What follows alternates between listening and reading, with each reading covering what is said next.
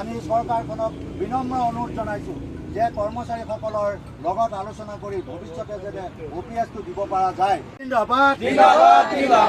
No NPS, no UPS, only for OPS আমাক নালাগে, OPS লাগিবই, OPS লাগিবই, এই দাবী ন্যায্য দাবী।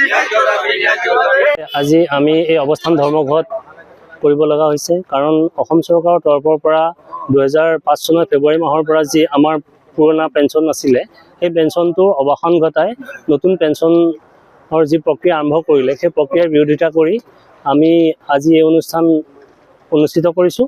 আৰু আমাৰ এটাই দাবী আছে, আমাৰ যি পুৰণা পেঞ্চন নীতি সেই পেঞ্চন নীতি বাহাল কৰি নতুন পেঞ্চন নীতি যি আছে সেইখিনি আমাৰ নাইকিয়া কৰিব লাগে। লগতে আমাৰ একেবাৰে সম্পূৰ্ণ আমোলাৰ পৰা আদি কৰি চতুৰ্থ শ্ৰেণীৰ কৰ্মচাৰী সকললৈকে অসম চৰকাৰৰ আণ্ডাৰত থকা সকলো কৰ্মচাৰীক এইটো পেঞ্চনৰ নিশ্চিত কৰিব লাগে যাতে তেওঁলোকে অৱসৰকালীন জীৱনটো যাতে সুকলমে পাৰ কৰিব পাৰে। সেইকাৰণে আমাক পেঞ্চনটো অতি প্ৰয়োজন, আমাক OPSটো অতি প্ৰয়োজন। সেয়েহে আমি ক'বলৈ বিচাৰিছোঁ যে আমাক OPSটো যাতে চৰকাৰে প্ৰদান কৰে। কাৰণ যিটো সময়ত দেখিবলৈ পোৱা গৈছে আমাৰ অসমৰ সন্মানীয় মুখ্যমন্ত্ৰী হিমন্ত বিশ্ব শৰ্মাদেৱ এতিয়া আমাৰ অসমৰ নেতা হৈ থকা নাই, তেখেত এখন ৰাষ্ট্ৰীয় পৰ্যায়ৰ নেতালৈ ৰূপান্তৰিত হৈছে আৰু তেখেত বিশেষভাৱে সৰ্বভাৰতীয় জনপ্ৰিয় লগতে এতিয়া বিদেশতো বিশেষ জনপ্ৰিয়তা লাভ কৰিবলৈ সক্ষম হৈছে। গতিকে এই বিষয়ে তেওঁ যদি আমাক NPSৰ ঠাইত OPS কৰোঁ বুলি কয় তেতিয়াহ'লে আমাক চৰকাৰক বেছি সময় আমাৰ কাৰণে নালাগে, একেবাৰে সম্পূৰ্ণ তেওঁ কৰোঁ বুলি ক'লে আজি তেওঁৰ ভিতৰতে কৰি পেলাব পৰাৰ তেওঁৰ ক্ৰেডিট আছে। গতিকে আমি আমাৰ তৰফৰ পৰা তেখেতক আমি জনাইছোঁ যে আমি বিনম্ৰ অনুৰোধ কৰিছোঁ যে আমাক OPSটো যাতে তেওঁ পুনৰ প্ৰদান কৰে।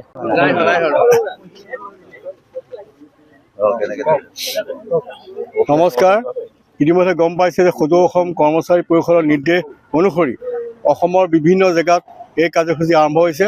আমি কলিয়াবৰ জিলাতো আজি এই অৱস্থান ধৰ্মঘট আমি প্ৰায় 3 ঘণ্টা পালন কৰিম, যিহেতুকে আমি কৰ্মৰত কৰি আমি কামখিনি আদায়ৰ কাৰণে আহিছোঁ।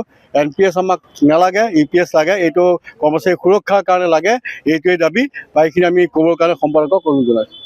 আপোনালোকে জ্ঞাত যে 2005 চনৰ 1 ফেব্ৰুৱাৰী দিনৰ পৰা অসমত OPS বাতিল কৰি NPS প্ৰৱৰ্তন কৰিছে।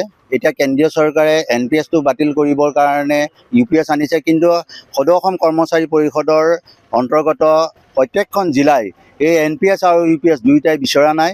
আমাক লাগে OPS। OPS আমাৰ প্ৰাপ্য, OPS আমাৰ ন্যায্য দাবী, গতিকে OPS আমি লাগিবই। সদৌ অসম কৰ্মচাৰী পৰিষদৰ আহ্বান মৰ্মে এই এমাহত 3-4টা কাৰ্যসূচী গ্ৰহণ কৰিছে। আজি ইয়াৰ 3য় কাৰ্যসূচী অৱস্থান ধৰ্মঘট। কলিয়াবৰ জিলাই এই NPS বাতিল কৰি OPS দিবৰ বাবে চৰকাৰক অনুৰোধ জনাই আজি কাৰ্যসূচীটো আমি পালন কৰিছোঁ।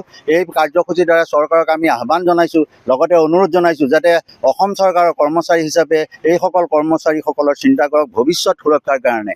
কাৰণ আমাৰ ভৱিষ্যতটো যদি NPS আৰু UPS দিয়ে সুৰক্ষিত দুয়োটাই নহয়, সেইকাৰণে আমি OPS অৰ্থাৎ অল্ড পেঞ্চন স্কিমলৈ আমি যাব বিচাৰিছোঁ। যিহেতু সকলো কৰ্মচাৰীৰ লগতে আমাৰ এই ন্যায্য দাবী। অসম চৰকাৰৰ মাননীয় মুখ্যমন্ত্ৰীৰ পৰা আদি কৰি MLA সকলেও তেওঁলোকে 5 বছৰ কৰি পেলাই এই OPSৰ আওতালৈ আহে। তাৰ ক্ষেত্ৰত আমাৰ 20-25 বছৰ কৰিও আমি এই OPSলৈ আওতালৈ আহিব পৰা নাই, এইটো আমাৰ দুৰ্ভাগ্যৰ কথা। 60 বছৰ কাৰ্যকাল আমি কৰোঁ, 60 বছৰত যোনে 30 বছৰ 25 বছৰ বা 35 বছৰলৈকে আমি অসম চৰকাৰৰ তলতীয়া কৰ্মচাৰী হিচাপে কাম কৰি গৈ আমাৰ যদি ভৱিষ্যত প্ৰজন্মটো সুৰক্ষিত নহয়, ভৱিষ্যত 60 বছৰৰ পিছত আমি একো কাম কৰি খাব নোৱাৰোঁ, যদি আমাৰ পেঞ্চনটো নাপাওঁ, তেতিয়াহ'লে আমাৰ সমাজখন আৰু লগতে পৰিয়ালখন চলাৰ কাৰণে বহু অসুবিধা হ'ব। অকল কৰ্মচাৰীসকলে নিজৰ কথা চিন্তা কৰা নাই, অসমখনৰ কথা চিন্তা কৰিছে, সমাজখনৰ চিন্তা কৰিছে। অৰ্থাৎ কৰ্মচাৰী পৰিষদে পালেহে বাকী ব্যৱসায় বাণিজ্য সকলোৱে এই মুনাফা পাব। গতিকে আমি অনুৰোধ জনাইছোঁ আপোনালোকৰ দ্বাৰা অসম চৰকাৰলৈ যে OPS আকৌ পুনৰ প্ৰৱৰ্তন কৰি এইসকল দুৰ্ভগীয়া কৰ্মচাৰীৰ ভৱিষ্যত সুৰক্ষিত কৰে। ধন্যবাদ।